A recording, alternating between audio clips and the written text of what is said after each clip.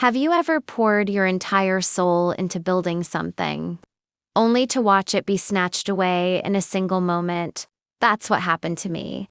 When I first met Daniel, he was just a man with a dream. No money, no company, just an idea scribbled on a napkin. And me, I was the coder, the problem solver, the woman who stayed up until 3 a.m., turning his sketches into living, breathing software. Together, we built an empire. While he charmed investors with his polished suits and smooth words, I worked behind the screen debugging, coding, fixing every flaw. Our software became the backbone of hundreds of businesses. From zero to millions, we rose together. Or so I thought. I believed in love.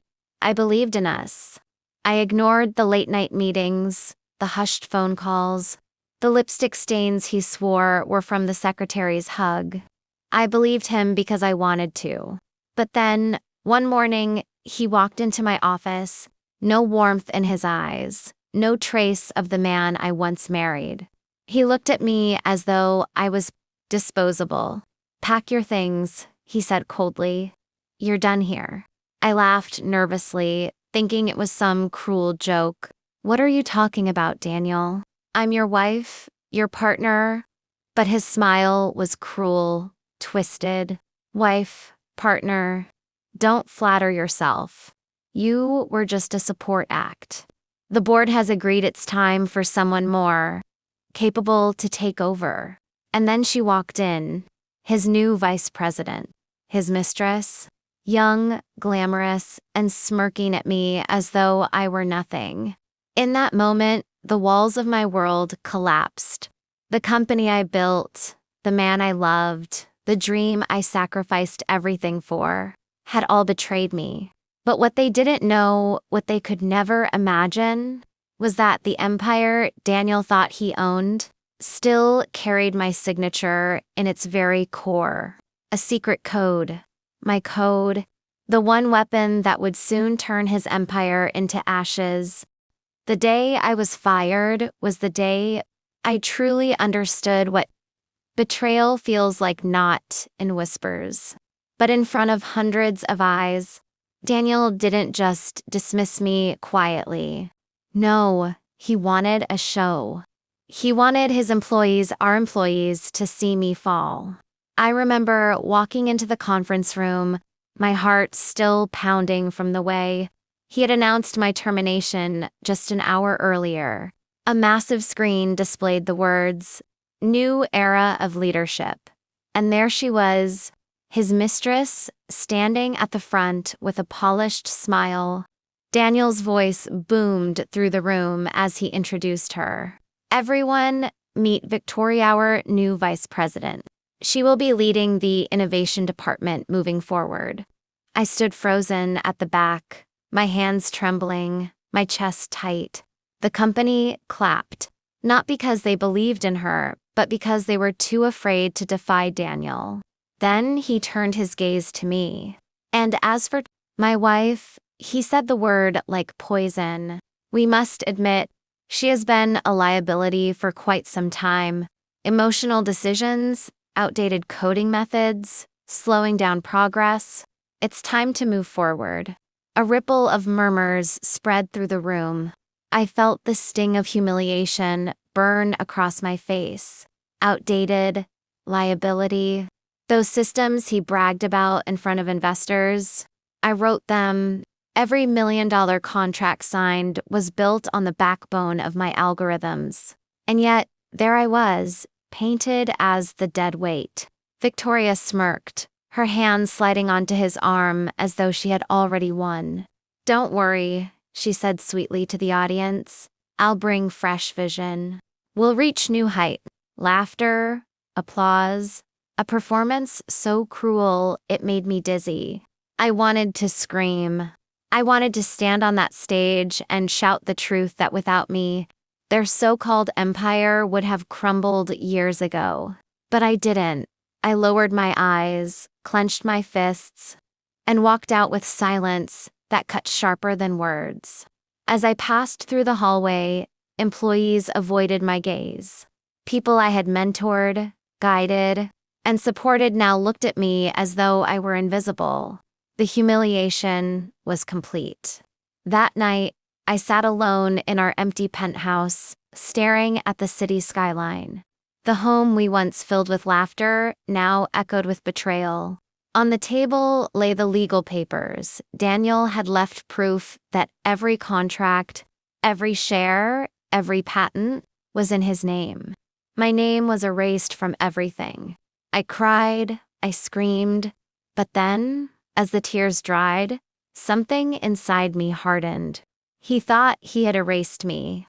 He thought his mistress had replaced me.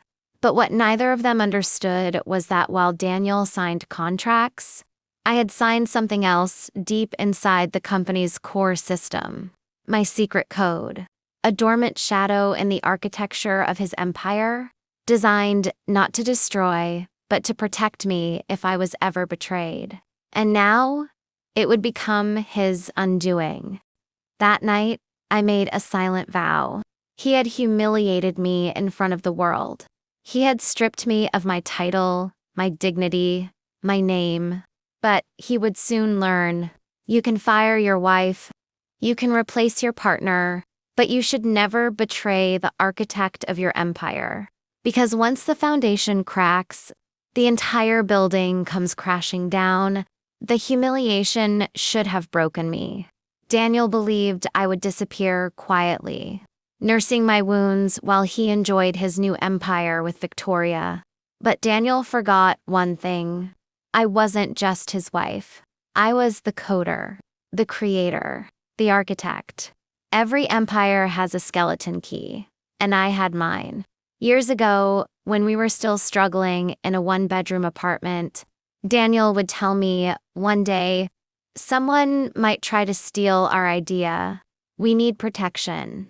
So I built it, a fail-safe program, hidden deep inside the company's system, invisible to everyone except me. I called it Athena, a silent guardian, a code that answered only to my command. At first, it was just insurance. But after what he did to me, it became my weapon. I spent days in silence, pretending to crumble, while secretly preparing. I still had my access codes, buried in places Daniel didn't even know existed. He never cared for the details. The man barely understood how the systems worked. He only understood money and power. That was his weakness. One evening, I sat at my desk, my laptop glowing in the darkness. My fingers hovered over the keyboard as my heart pounded. This wasn't just hacking into his company, it was deciding his fate.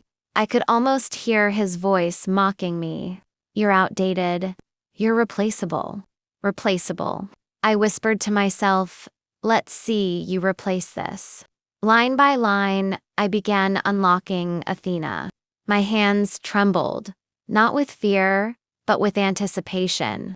The code blinked back to life after years of silence.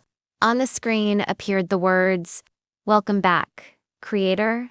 Tears welled in my eyes. This was mine, my secret, my power. For hours, I worked. Hidden commands spread quietly into the system, like veins of fire beneath the earth. Contracts began duplicating with subtle errors. Client databases started showing mismatched records. Payment systems slowed, then stalled. But none of it was visible, yet Tit was like a silent disease, eating away at his empire from within. By midnight, I was ready. A single keystroke. That was all it would take. My finger hovered over the enter key. I hesitated. Was this revenge or justice? He had stripped me of everything, my dignity, my career, even my name on the company we built. He had paraded his mistress as my replacement and laughed while I was humiliated. No, this wasn't revenge. This was balance. With one decisive press, Athena activated. Instantly, systems across the company began to tremble. Contracts with investors vanished. Servers overloaded. Backup systems looped endlessly. The heart of Daniel's empire was cracking and only I held the cure. Somewhere across the city, I imagined Daniel sipping champagne with Victoria, blissfully unaware that in just a few hours, the empire he had stolen would begin to collapse. And by the time he realized it, it would already be too late. When Athena was unleashed, it was like a silent storm. At first, no one noticed. The company still looked polished from the outside contracts displayed. Clients smiling, Victoria flaunting her new role on social media. But beneath the surface, the cracks widened. By the next morning, the investor dashboard showed contracts missing. Within hours, the accounting software glitched, showing negative balances. Clients started calling in panic, demanding answers. The servers crashed one by one, sending error codes that Daniel and his brilliant new vice president couldn't even begin to understand. I watched from my apartment, sipping coffee, my laptop glowing with reports from Athena. I didn't need to touch anything now the code was alive, dismantling everything brick by brick. Then came the first public blow. A headline across major business networks. CEO Daniel Carter's company faces unexplained data collapse, $8 million at risk. The empire he built on my back was unraveling faster than he could breathe. I could almost picture the scene inside his glass office. Daniel shouting, red-faced, while Victoria scrambled uselessly. Engineers scratching their heads, unable to trace the errors. Investors storming in, furious, demanding their money.